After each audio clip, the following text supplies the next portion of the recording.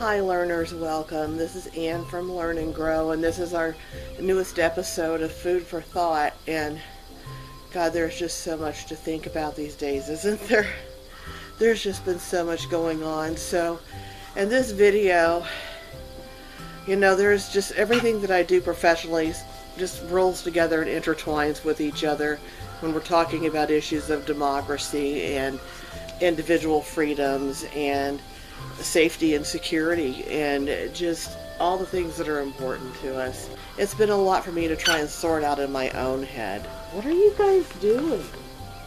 So it's been a lot just for me to wrap my own head around and to be able to add something constructive to the conversation and to be part of the solution, and just to be honest and look at the history of Learn and Grow and why I created it in the first place.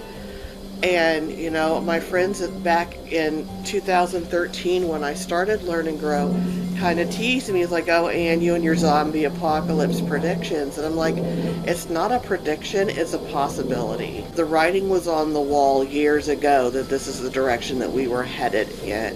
Far too many people were too short-sighted about what they were looking at. They couldn't really see how what was in front of them in the immediate moment predicted what was inevitably to come, and so they were surprised by it when it came because they didn't see those cause and effect connections. And this goes to the degree to which we've educated our populace on how to think in constructive problem-solving ways, which we've done actually a better job than I guess I had thought, but just barely. And there's still way too many of us who do not have adult-level problem-solving skills and do not understand what is actually happening and are confused and easily misled. And there are perfectly intelligent, capable people who have been emotionally swayed so that they are making their decisions based on what they fear. And I think all of us are guilty of that in one way or another. People who are used to living a particular kind of way don't want their way of life threatened, and if they perceive that it is, then they're justifiably, at least in their own minds, defensive of that. Now, whether or not there really is a realistic threat being posed to them or not is another issue. But when people feel like they are being legitimately threatened and they are being defensive in response to a threat they think is real, then how much fault do we it goes to intent. How much do we look at what they're doing? Was their intent to engage in sedition, or was their intent to voice their concerns? And I think there are plenty of people from that latter category who got swept up into the heat of the moment by a bunch of very unstable individuals pursuing just anarchy and using whatever excuse they could to get themselves there, getting everybody all wound up and animated, and people were influenced into doing things that on their own they probably would have never thought of to do. And so it goes to the psychology of all of this, the scientific study that is going to be produced because of everything that's happened in the last few days, just in the last 4 years. And then you start looking, well, what led up to the last 4 years, and you start looking back before that, and you start seeing the foundations of all of this having been laid. And in retrospect, you can look at it and say, well, of course, there was no other way for the path to lead anywhere but here. But, in my other life in special education law, where I also work, there's a rule that you can't judge a student's special education program with the benefit of hindsight, that you have to judge it according to what was known at the time the program was created. The content I do here for Food for Thought is all about how to take the teachable moments that present themselves when you're growing your own food to look at the bigger picture and to create metaphors that can carry over into other aspects of life where they apply. And there's, all of these patterns in nature that occur and reoccur, and we see them manifest in different places throughout nature. You look at how a nautilus is formed and how that's fractal math.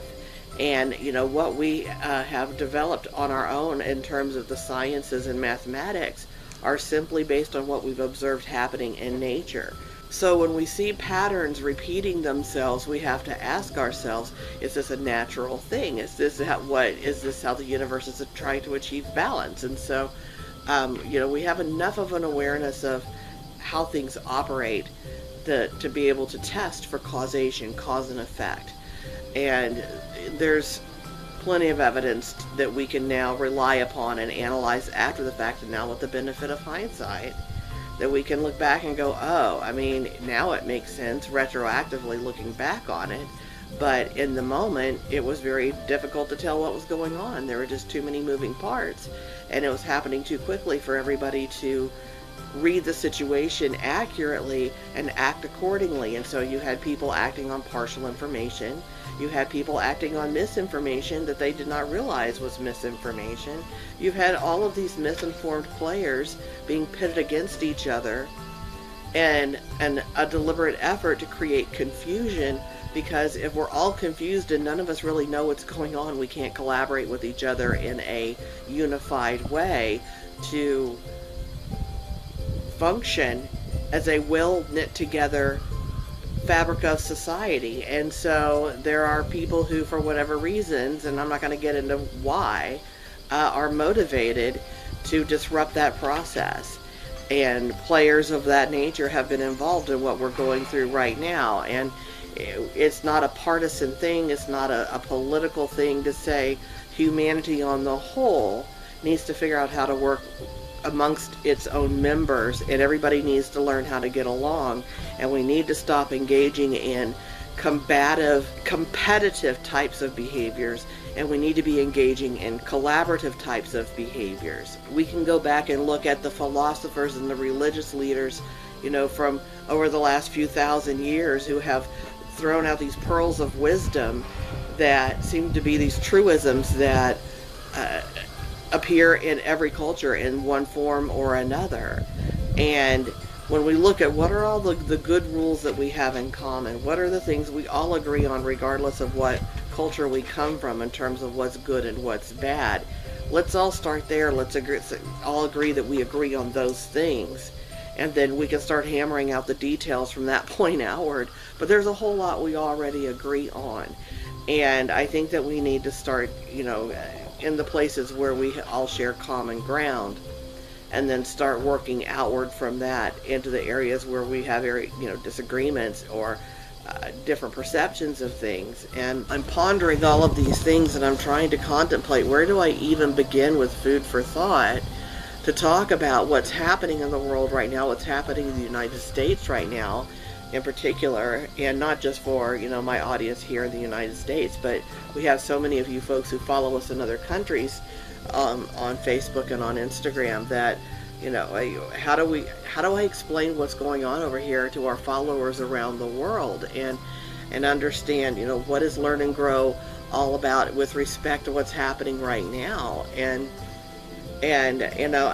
first of all, I'm embarrassed and ashamed for the spectacle that's been made in this country. That having been said, there is a condition, or a range of conditions, that one can be diagnosed with by a psychologist, called a personality disorder. And there's different flavors of personality disorders, but the thing that's most common across all the different types of personality disorders that there are is that the individual has a very immature perception of themselves relative to other people, is very childlike. So no matter how intellectually intact they may be, no matter how adult-like their communication skills may be, if socially, emotionally, they're still functioning like a toddler, they're going to use these adult-level skills to engage in toddler-like behaviors. They're going to use adult-level skills to pursue emotionally immature outcomes, because they're very selfish, they're very egocentric, they're very narcissistic. They're very much the center of their own universe. They have an awareness of their own agency, but they don't really perceive other people as autonomous people just like themselves. And they figure whatever they're thinking must be what everybody else is thinking, because they're just so wired into it themselves and what's going through their own heads. It doesn't occur to them that other people have their own thoughts and feelings.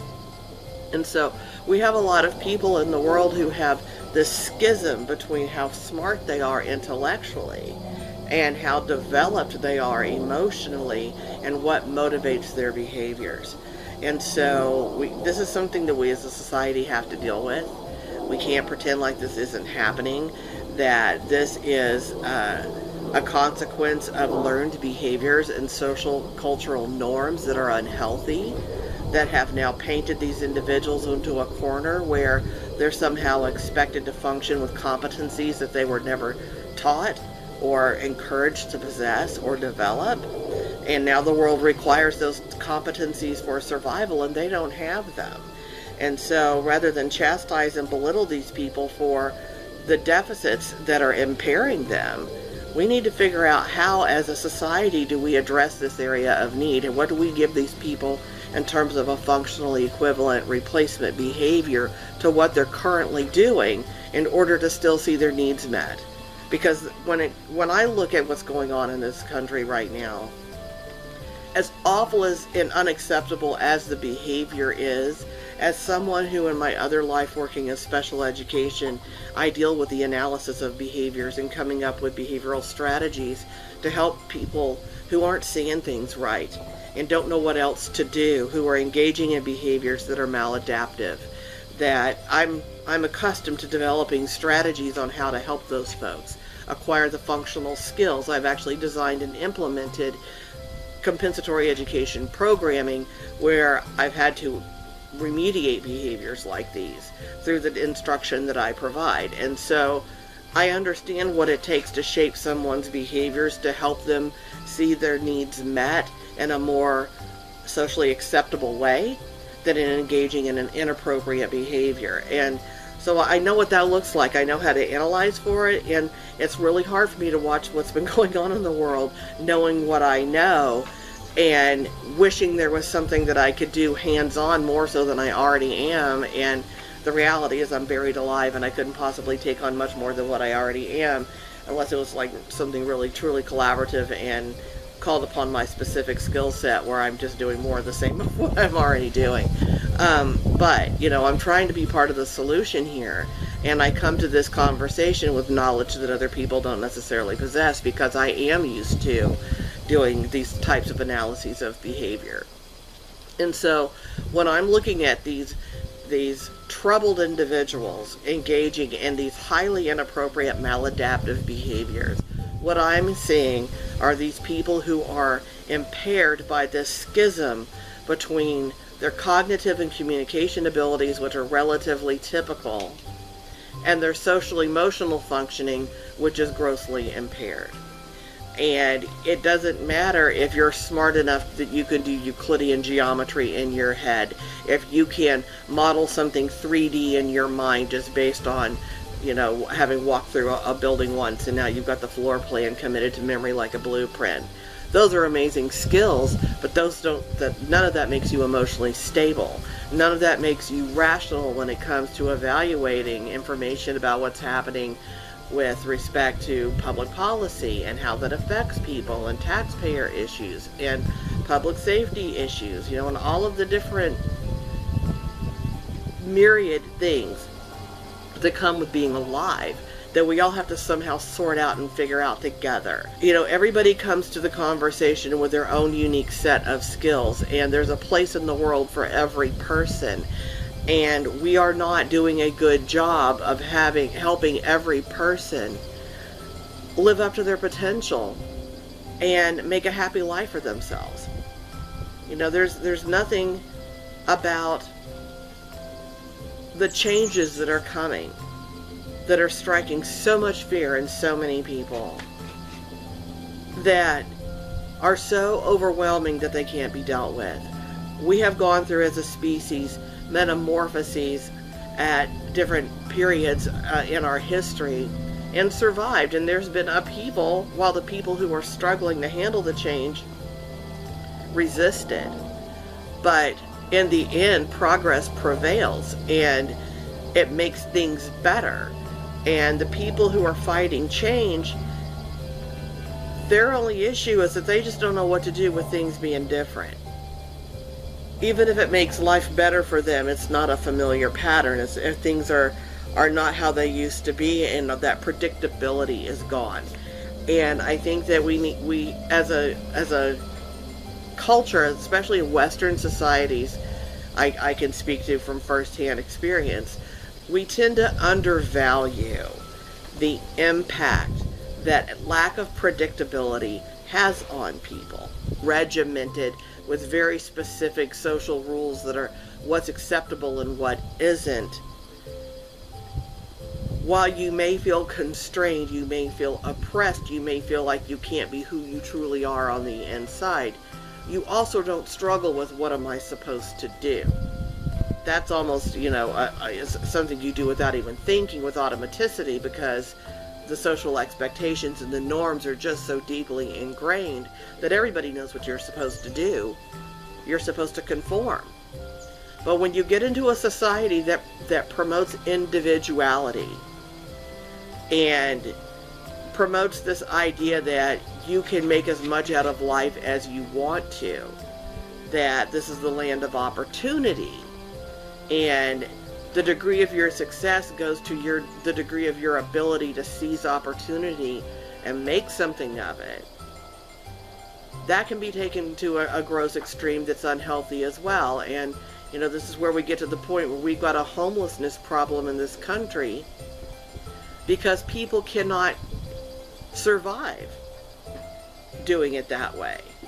While yes, there are those people who can seize those opportunities and become billionaires and have everything and never want for money or anything else ever again, and they're able to make that happen for themselves, they are the rare minority. And you have far more people who end up trying to participate in this competitive dog-eat-dog process, who are going to end up on the street because somebody's got to lose in order for somebody else to win. And that's not okay either.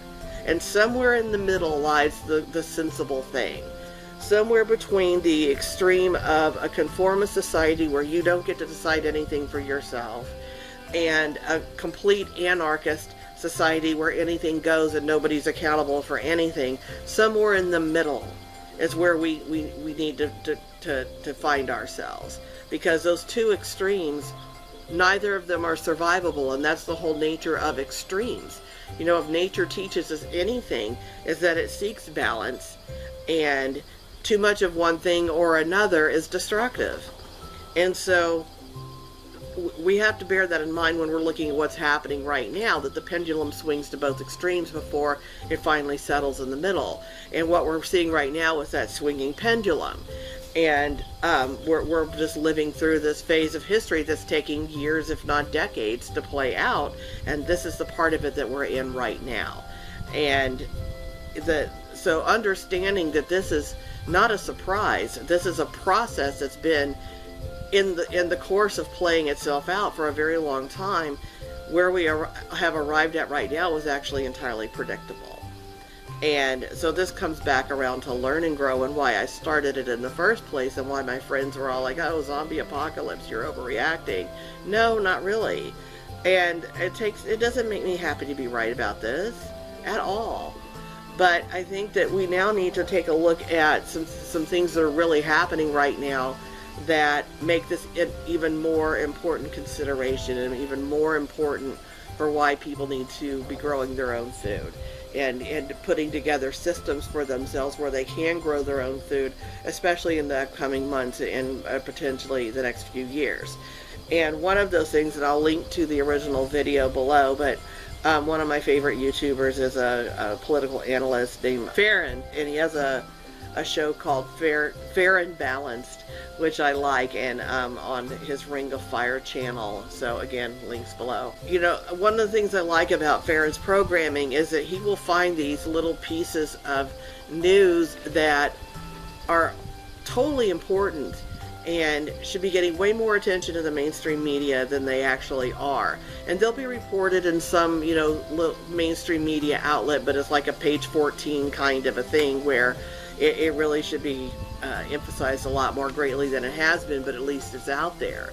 And so we know the reporting is credible, it's just not being given that much attention. One of the things that he was talking about was the fact that over the last 4 years, because of the trade wars that the current administration has been engaged in with other countries. And again, the original article, the original post by Farron is down below, so get the real numbers from there. But just this ridiculous number of farmers here in the United States are staying financially afloat, not because they're growing food and selling it. They can't. So the federal government right now is keeping them afloat. So rather than have these people do their jobs and grow food, we're paying them not to. We're going to be in a situation where we have so many farmers not growing food that we're not growing enough food for ourselves, at which point we will start having to import food from other countries, which will drive the cost up. And we don't know what kind of economic things down the road are going to impact our ability to import things. We don't know what hardships could befall us that increase the challenges of bringing food from outside of the United States into the United States to supplement our dwindling food supply, because we're not growing enough food for ourselves anymore.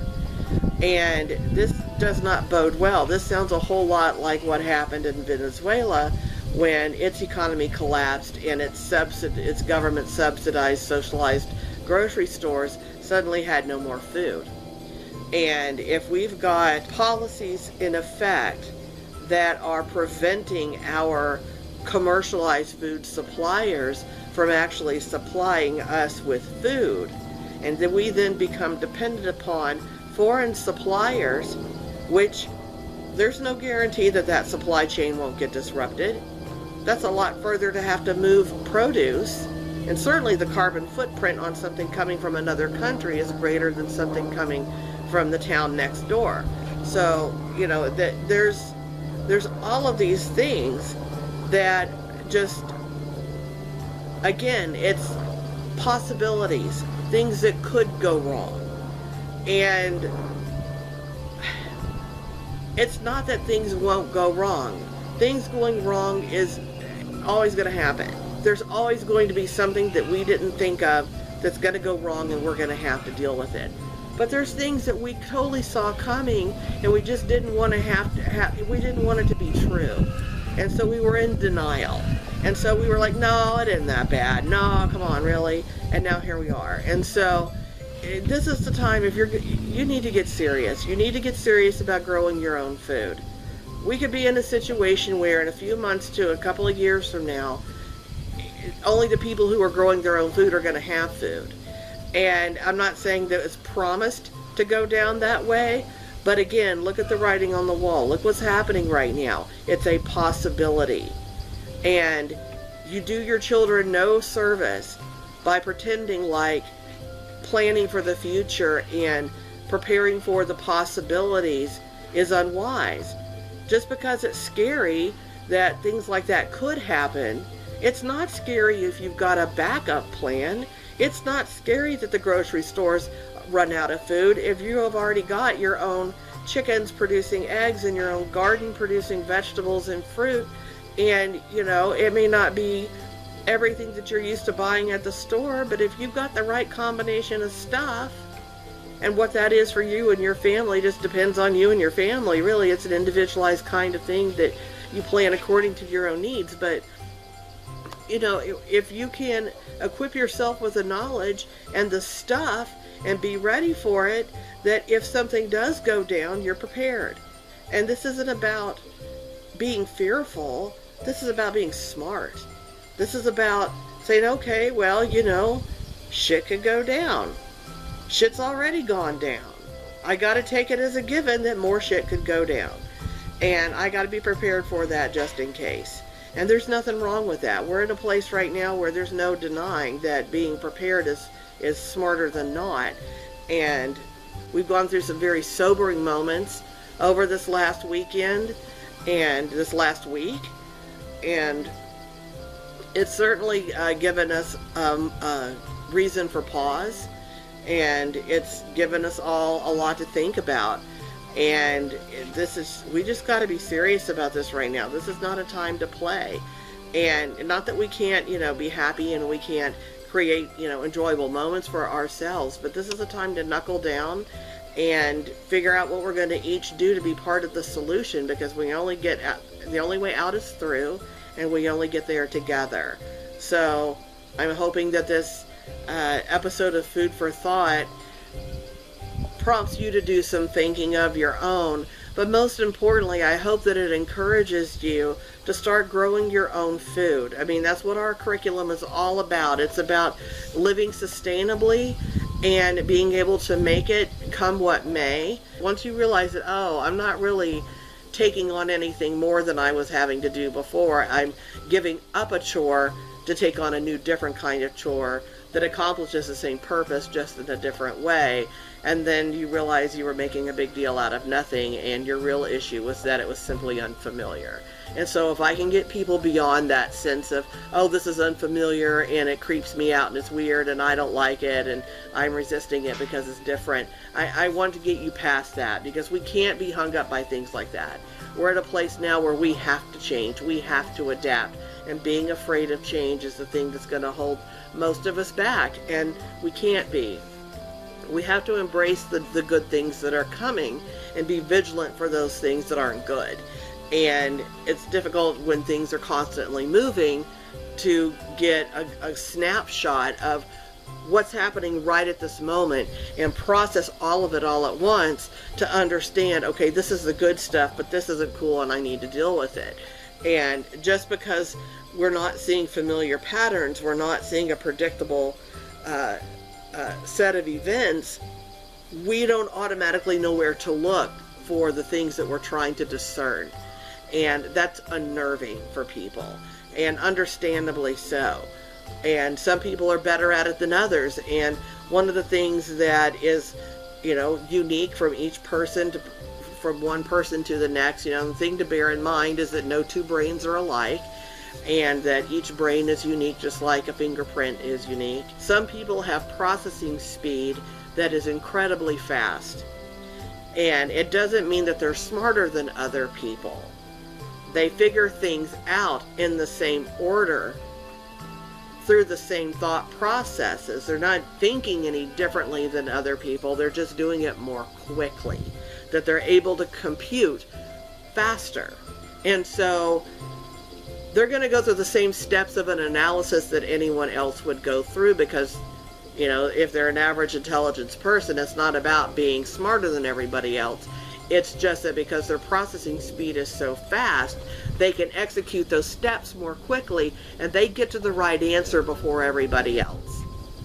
But everybody else will eventually arrive at the same conclusion when they check their math and go, oh my God, you're right.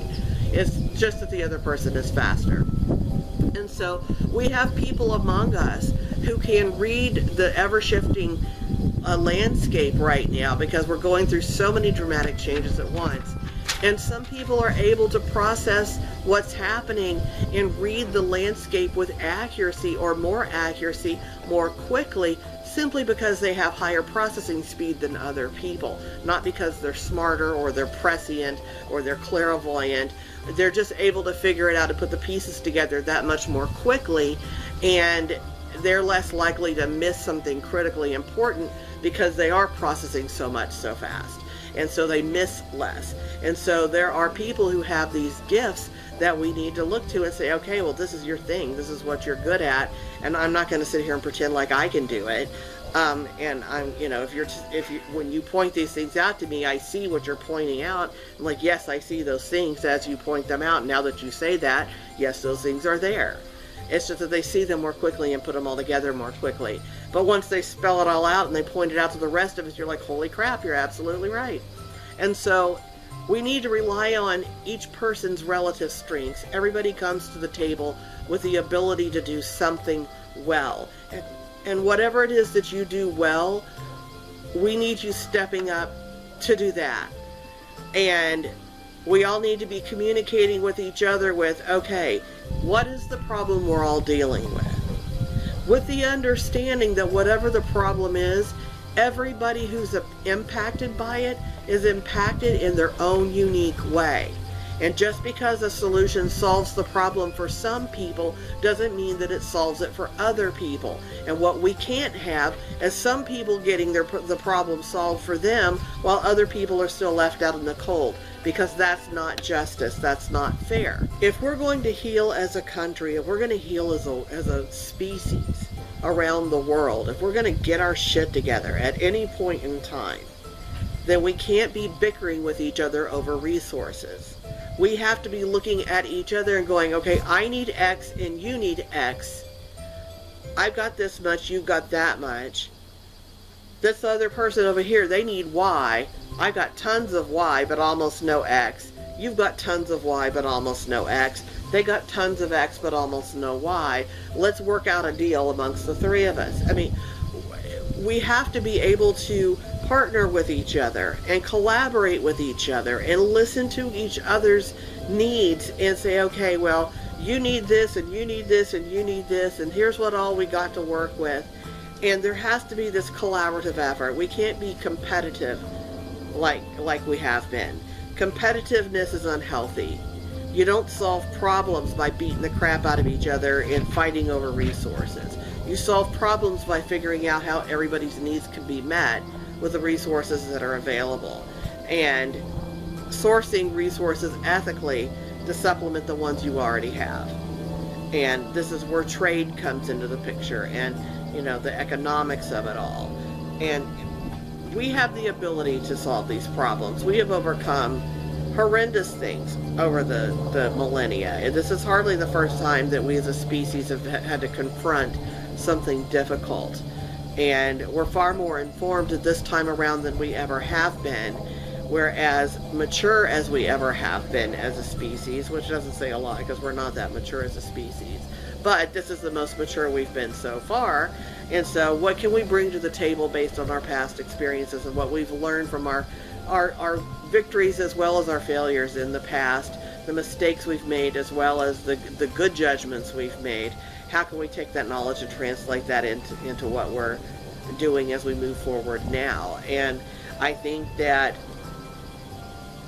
food independence and sustainable living are critical parts of the solution, and we still stand here ready to be part of that solution. We already are a part of that solution, and we look to do more and contribute more. We want to contribute to this conversation in a way that's constructive. We want to be part of the community at large that is tackling these very issues, that hunger and poverty and food security and sustainable living and the effects of climate change on how we feed ourselves as a species and how we impact the rest of the planet. These are things that we just cannot ignore.